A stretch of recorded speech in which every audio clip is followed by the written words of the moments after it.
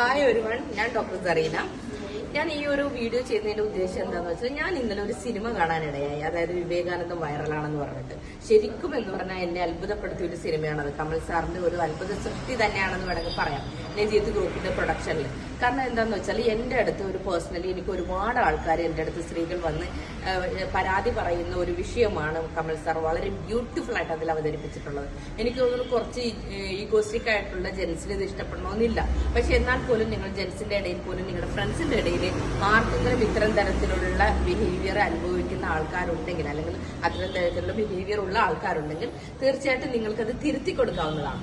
അപ്പൊ അത്തരം തരത്തിൽ ജെൻസും ലേഡീസും ഒരേപോലെ കാണേണ്ട ഒരു സിനിമയാണ്. പ്രത്യേകിച്ച് കല്യാണം കഴിച്ച ആൾക്കാരായാലും അല്ലാത്തവരായാലും പോലും നമുക്ക് നല്ല രീതിയിൽ ഒരു ബ്യൂട്ടിഫുൾ ആയിട്ട് ഒരു ഫാമിലി ഓറിയന്റഡ് ആയിട്ടുള്ള ഒരു സിനിമയാണ്. അപ്പൊ ഇതൊരിക്കലും ഒരു ജെൻസിനെ താഴ്ത്തുകയോ അല്ലെങ്കിൽ ലേഡീസിനെ ഇതാക്കുന്നതോ അങ്ങനത്തെ ഒരു സിനിമയല്ല കേട്ടോ. കാരണം പൊതുവെ അങ്ങനെ ഒരു അഭിപ്രായങ്ങൾ പല സ്ഥലങ്ങളിൽ നിന്ന് വരുന്നുണ്ട്. പക്ഷെ പേഴ്സണലി ഞാൻ പറയുകയാണെങ്കിൽ എന്റെ അടുത്ത് ഒത്തിരി എനിക്കിത് കണ്ടപ്പോൾ മനസ്സിലായത്, എന്റെ അടുത്ത് വന്ന പേഷ്യൻസിനെയാണ് എനിക്ക് ഓർമ്മ വന്നത്. കാരണം ഒരുപാട് സ്ത്രീകൾ ഇതുമായിട്ട് ബന്ധപ്പെട്ട് ഈ ഒരു ബുദ്ധിമുട്ട് പറഞ്ഞുകൊണ്ട് എന്റെ അടുത്ത് വന്നിട്ടുണ്ട്. അപ്പൊ അതിനുള്ള ഒരു സൊല്യൂഷൻ കൂടിയാണ് നമ്മുടെ ഈ ഒരു വിവേകാനന്ദം വൈറലാണെന്നുള്ള ഒരു സിനിമ. അപ്പൊ എന്തായാലും എല്ലാവരും തന്നെ തിയേറ്ററിൽ തന്നെ പോയി കാണുക. കാരണം ഇത്തരം തരത്തിലുള്ള സിനിമ നിങ്ങൾക്ക് പിന്നീട് സിനിമ എന്താ പറയുക ടി വിയിൽ വരുമ്പോൾ കാണുമ്പോൾ ഉണ്ടാവുന്ന ആ ഒരു ഇതൊന്നും നിങ്ങൾക്ക് തിയേറ്ററിൽ നിന്ന് ഇരുന്ന് കാണുമ്പോൾ കിട്ടുന്നത് വരത്തില്ല. അപ്പൊ ഞാൻ നിങ്ങളോട് റിക്വസ്റ്റ് ചെയ്യാണ്, എന്തായാലും എല്ലാ സ്ത്രീകളും പുരുഷന്മാരും രണ്ടുപേരും കാണേണ്ടതാണ്. പക്ഷെ ഈഗോസ്റ്റിക് ആയിട്ടുള്ള ജെൻസിനെ നമുക്കൊന്നും ചെയ്യാൻ പറ്റത്തില്ല.